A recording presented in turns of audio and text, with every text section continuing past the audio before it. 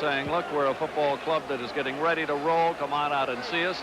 Tonight, they thought, with their two big guns going back into the offense in good health, and the defense that had been playing well, especially against Winnipeg, and 2 weeks to prepare, that they were going to be able to put on a show against the Argos. But it has not been the case.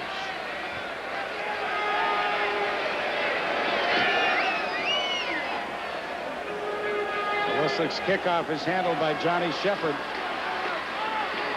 And again, that cover team of the Toronto Argonauts does a good job. They've got him inside the 25-yard line. Steve Delcole, number 57, was first down.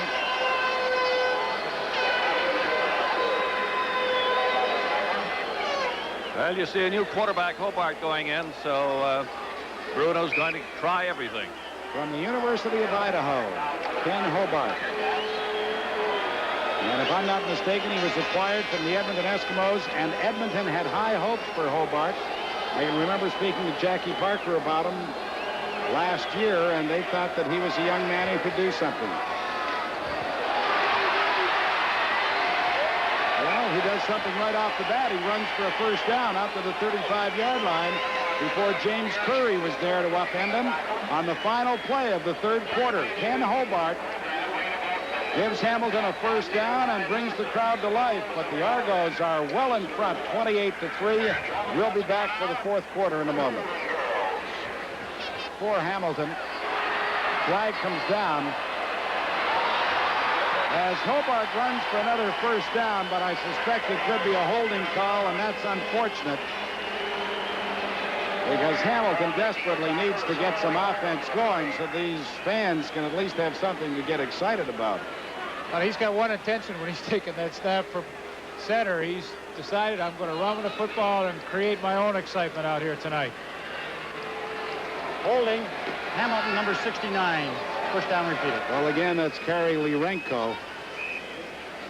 Can't quite see at the top of your screen. Well, there he's got a pretty good hold on Walter Ballard, but Ken Hobart, originally drafted by Jacksonville in the USFL, kicked around a little bit, signed as a free agent by Edmonton, and then, of course, acquired in the preseason with a trade for Ross Francis, offensive guard. Hobart's pass was intended for Ken Stabler, and I thought that Steve Johnson had a hand on his shoulder, to be honest with you. Or, excuse me, was it Bo Metcalf? Yeah, it was Bo Metcalf, and I think you're right. Seemed to have that arm up top as Stapler tried to cut back into the middle, but of course Metcalf's entitled to his area of the field as well. If Stapler starts cutting back on him to adjust to the football, he can't cut off Metcalf.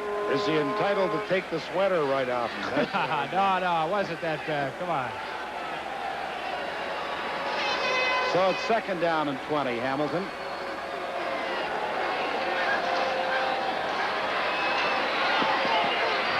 Hobart's pass is complete to Rocky DiPietro, and he will have a first down. That was a great throw by Hobart.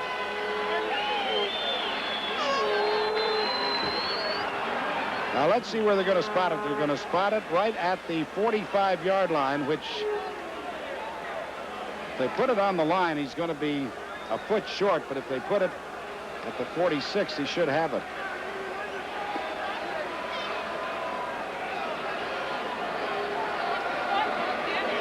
They've spotted it, as you pointed out, Pat, about a foot short.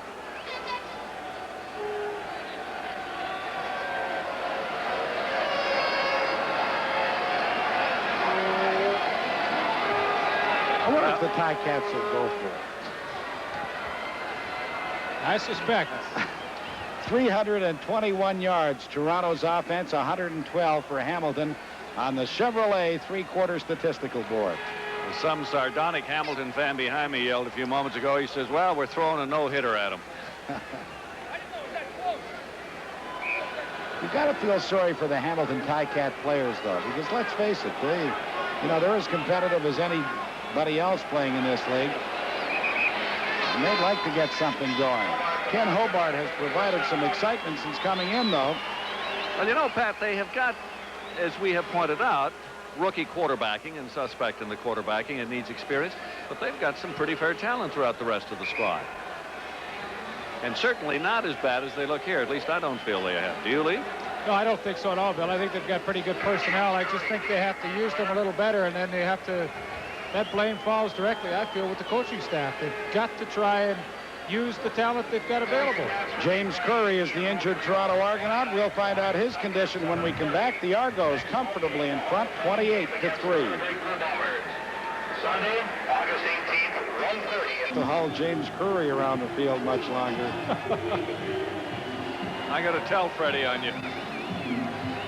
13:28 left to play in the fourth quarter. Toronto 28, Hamilton 3. And Ken Hobart in relief of Jeff Tedford at quarterback for Hamilton. And he's brought this crowd to life with an excellent couple of throws and some thrilling runs. Again, he throws complete to Steve Stapler. Stapler was hit by Carl Brazeley after a pickup of about 6 or 7. Ball is at the Hamilton 52-yard line.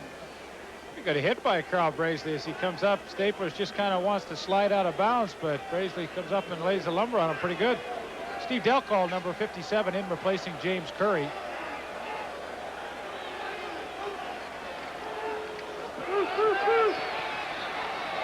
Hobart's pass is tipped and right into the hands of Rocky DiPietro.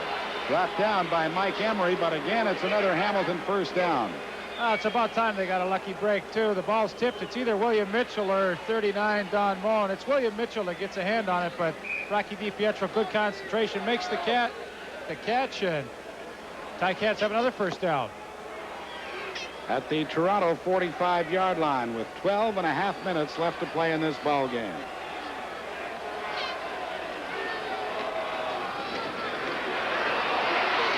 Hobart going deep, looking for Steve Stapler, but it is incomplete. Stapler was looking for an interference call, but the ball was well over his head. Hobart certainly showed you a bit of an arm, though. He can put it up there. Sure can. Ticats did a good job picking up the blitz, too. Gave him lots of time to throw that football. You know, for the most part tonight, the Ticat offensive line has done an excellent job giving the quarterbacks time. They just have not been able to find an open receiver. It's been their big problem. 2nd and 10, Hamilton.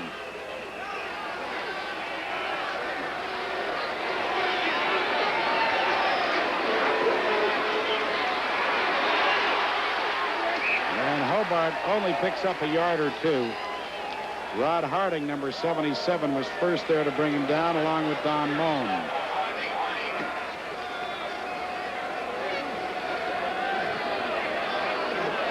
So now, what will they do?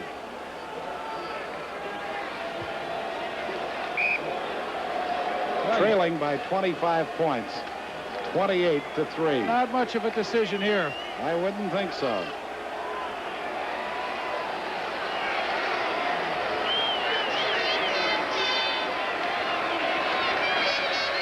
Hobart's pass intended for Rocky DiPietro is broken up. William Mitchell, the middle linebacker, was in there. Rocky couldn't hang on, close to the first down marker, but Toronto will take over the ball on downs at the 44-yard line, their own. Bill? James Curry trying to walk off a bad knee. It's the same knee that was injured earlier, the right one. It is tender, but the Argos say they're just not sure how bad it is. They just hope it is not too bad, and so they're letting him walk on it. Freddie Dunbar says outside of the tenderness, we hope he's going to be all right. Give us inside to Bob Bronk, and he just bowls his way ahead over the 45 to about the 48-yard line. He'll have a pickup of 4 yards. Bronk is running with 11 minutes left to play in the ball game. A ball game that is going to move Toronto to a 500 position on the field on the season. 2 wins, 2 losses. And the Argos deep down probably feel they should be 4-0, but they're not.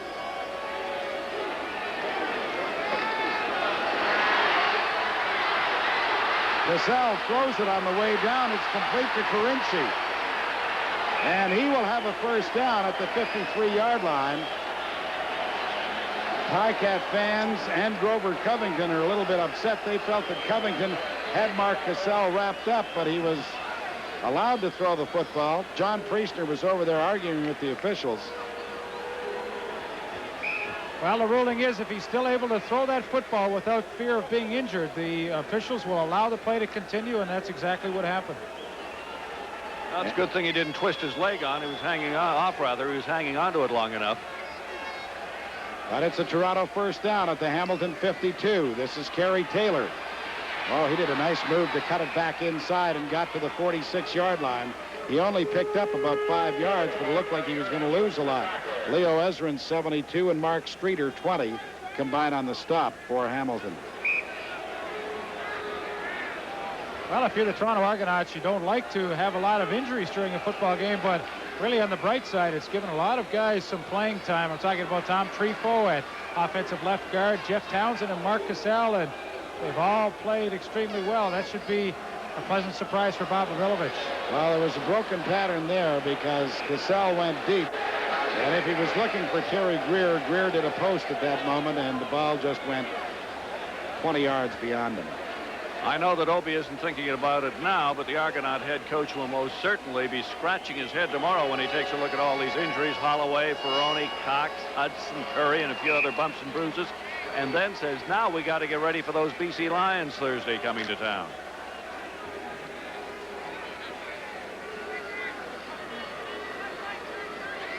It's hard to believe, but that's Hank Alisic's average on the night, 29.5 yards off 6 punts.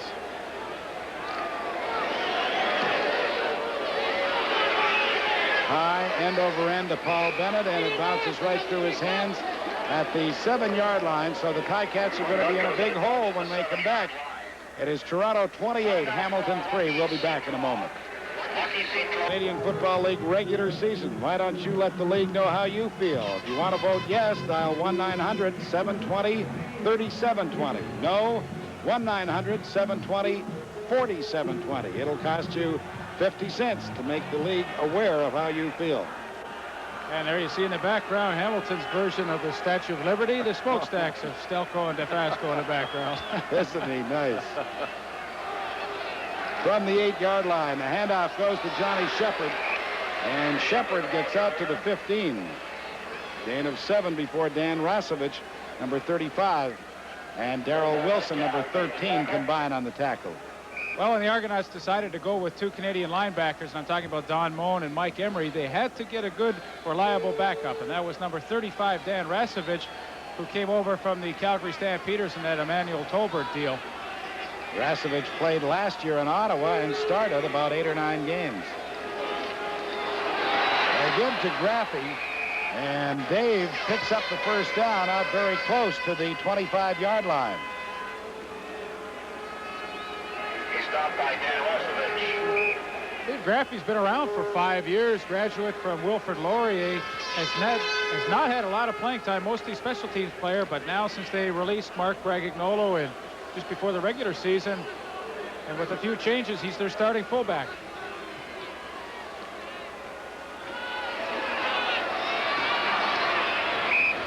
Well, this is the thing I like better about Hobart than Tedford. He'll make up his mind in a hurry. He saw that he couldn't find anybody open. He just pulled the ball down. Didn't pick up a lot of yardage, but did manage 4. Delco making the tackle. Steve Delcole was there to bring him down. There's my old buddy Ben Zambiazzi taking a little breather on the sidelines. He's had a good career in the CFL. Made Hamilton his home now, in business here. They call him the Cookie Monster because that's the business he's in. Hobart's pass is caught by Steve Stapler for another first down in front of Bo Metcalf. Good cookies, too. Forced in a touchdown. Excellent. Got the chocolate, what he calls the chocolate chunk. Ben's got a pretty good story about Johnny Shepard he was telling us a few weeks ago, Leaf. But the fact that Johnny Shepard is so agile, he said, all right, Ben, he said, see how high you can jump on the basketball court, and I'll kick higher than you. So Ben leaped as high as he could, got his hand up to the top of the rim of the basketball net, and then Shepard went, kicked, and hit the backboard above the rim. There's a flag down as the pass was complete to Scott Colley. Very close to the first down marker, but let's wait and see what the penalty marker decides here. Well, it's against Hamilton. That's a pretty good catch by Scott Colley, too. Shielded off the defensive back, Carl Bracely. Holding. Hamilton, number 69. First down repeated. Boy, that's Lirenko again. That's his third holding penalty of the ball game. Well, he's got a tough job. He's working on Walter Ballard.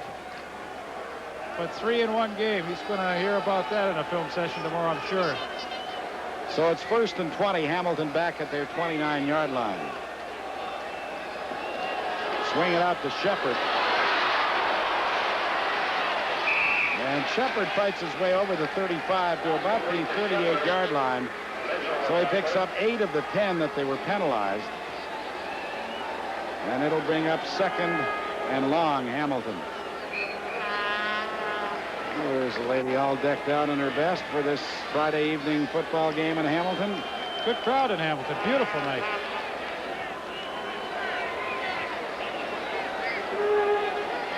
Second down, about 11 yards to go. Hobart's pass is picked off by Carl Bracely, and Toronto will be on the move again at the Hamilton 46-yard line. Argos lead it 28-3. We'll be back in a moment. Young season. Just a bad throw by the young quarterback. Had some pressure coming from James Curry, but underthrew Scott Colley, and Carl Bracely comes up with the interception. That was Carl. Yeah, good guy. Now they're playing the song "The Heat Is On" in the background, and I suspect after this ball game the heat will be on Al Bruin and his coaching staff. Ticats only managing to score 3 points in this ball game. And Toronto takes over again at the Hamilton 46. Cassell with a lot of time finally unloads it now to Carinci. He's got the first down and is dropped at the Hamilton 31-yard line. Howard Fields cut the legs out underneath him. Really impressed with how patient Mark Cassell has been directing that offense. Stepped up in the pocket, took a look around. You know, Carinci was his last receiver he was looking at, and he found him, and they pick up a positive gain, a first down.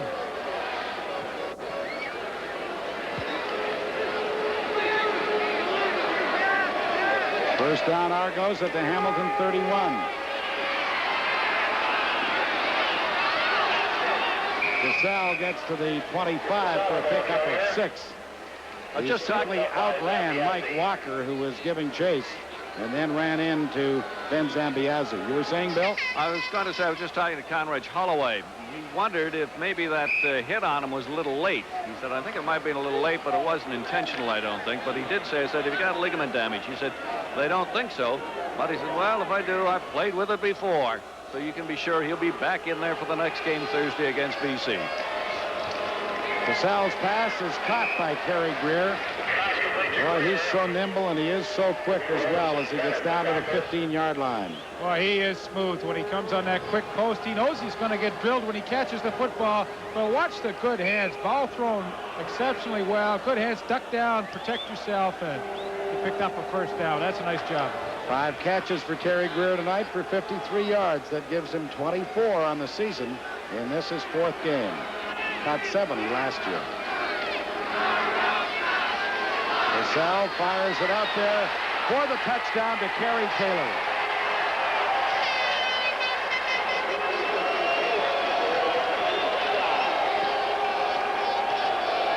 Well, this isn't going to do much for the Hamilton Ticat Football Club. But it's been a long time since an Argo team has come in here and did a lather job like they've done on the Ticats tonight. Well, there's some excitement. Mark Streeter gambled and lost here. He went for the interception on Kerry Taylor, couldn't get it. Taylor made a nice move to get around him into the end zone. And now there is a huge exodus, as you might imagine, for the exits. The only thing is, you have a lot of Argonaut fans, and they're staying around to whoop it up. Well, it's 36-3. I guess they feel they can't come back, eh, Bill? I would have to think they might feel that way, Pat. 3:35 left to play in the ball game. It's been all Argonauts. But as you know, Pat, anytime that you have Hamilton and Toronto playing each other, you get a lot of Hamilton fans in Toronto when they play there. You get a lot of Toronto fans in Hamilton when you play here. And so you get more of both sides as far as the fan rooting is concerned when these two teams play than probably in any other park, except maybe Calgary and Edmonton, where a lot of fans come back and forth, or used to go back and forth between games. Let's congratulate the Edmonton Eskimos on their thrilling victory last night against the Winnipeg Blue Bombers. That one went right down to the final play. That Jackie Parker, though, I'm going to give him a medal.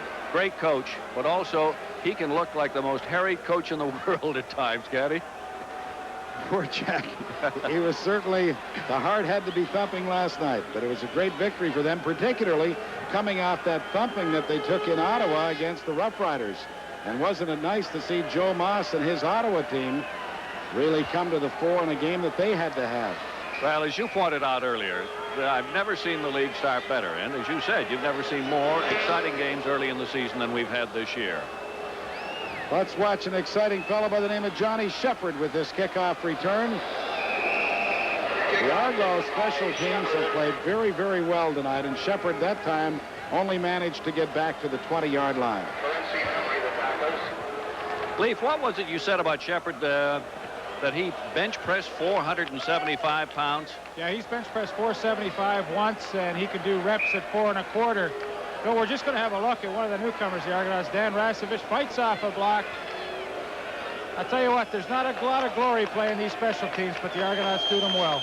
And he was very impressive last year in Ottawa in that same capacity.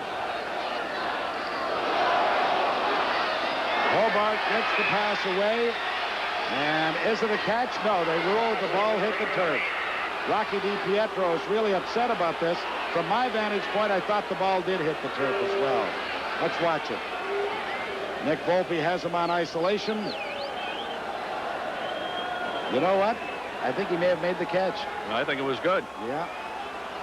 Well, they don't get it, and the Argos continue to lead it 35-3 with 3:06 left to play in the ball game.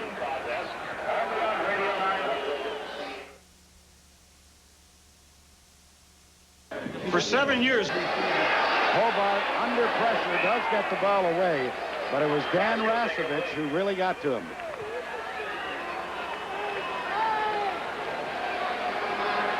Well, it's tough to release that football when you've got all that pressure coming on you. Ken Hobart, he's tried his best. Just hasn't been able to get anything going like Jeff Tedford. Ticats had a tough night on offense. Tony Ruoff in the punt, third down. Jan Carinci and Carl Braisley back at the Argonaut 45. With 2:49 left to play in the ball game.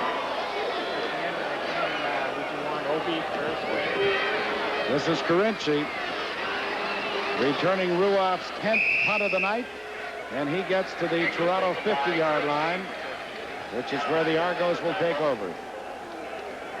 Don't forget, at the conclusion of the ball game, we'll have the Carling O'Keefe offensive and defensive game stars. As we look at Jan Carinci, obviously in some pain, holding on to his left wrist. Boy, this has been a disastrous night for the Argonauts. It really has. You know, it's been a funny night because so many injuries, and there really hasn't been that many hard hits. Like, it hasn't been one of these games where you just said, oh, look at that hitting. But a lot of little bumps and bruises the Argonauts are going to have to contend with as they get ready for BC this Thursday. Unfortunately, Leaf, it's a lot more than little bumps and bruises. They've got some rather serious injuries they're going to have to contend with as they look at the lineup to meet those BC Lions on Thursday. Well, let me tell you, the BC Lions will have some bumps and bruises, too, going in against the Montreal Concords tomorrow night. Well, I'm looking forward to that one. You make a very good point, Pat. They certainly will. That's one of the hardest hitting defensive clubs in the league, the Concords. And with Turner Gill going the way he is, that offense of Montreal, I thought, played its best game in their last outing, and they look to be even better in this one tomorrow night, although they'll have their work cut out for them against the Lions defense. Well, Turner Gill's getting better and better every week. The defense has really played well in their first games. And also, it's going to be a short week for BC after tomorrow night's game. They only have a couple of practice days before they have to make that long trek to Toronto.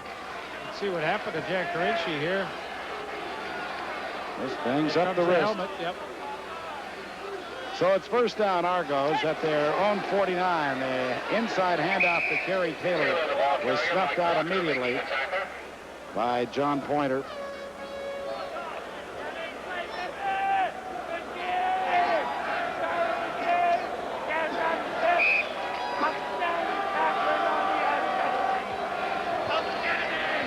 So the loss will be a yard. 2:25 left to play in the ball game.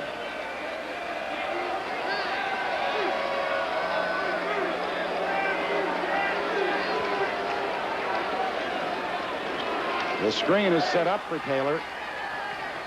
And he may come up about a yard short of the first down marker as he gets into Hamilton territory at the 52-yard line.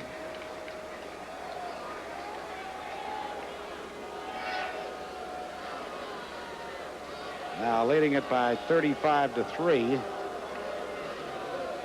With third down and a yard and a half to go. The Argos are going to gamble.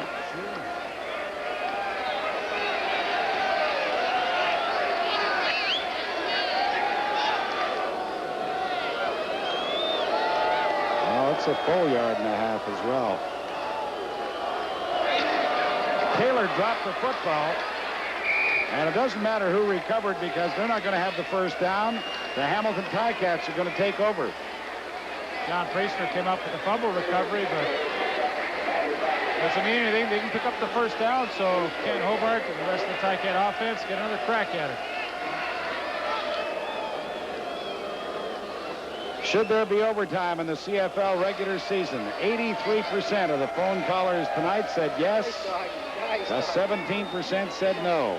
And I think that you'll find that there will be overtime in the CFL next year. Well, we've been informed that most of the reasons why they want overtime is the fans feel it would create some more excitement. I couldn't agree with them more. And really, it's not going to happen too many times. So I hate to see a game end in a tie. Hobart's throw was caught by Johnny Shepard, but he loses a yard or two on the play.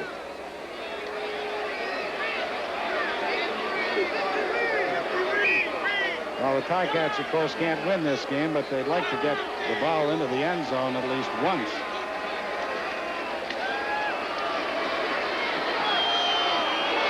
Hobart's pass is knocked away. Dennis Clay was over there, and Carl Braisley was there as well.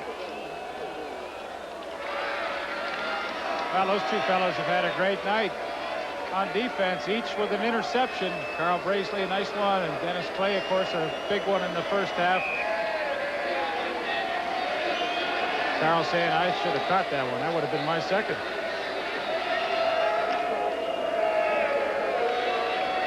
So it's third down, 11 yards to go, with 1:45 left to play in the game.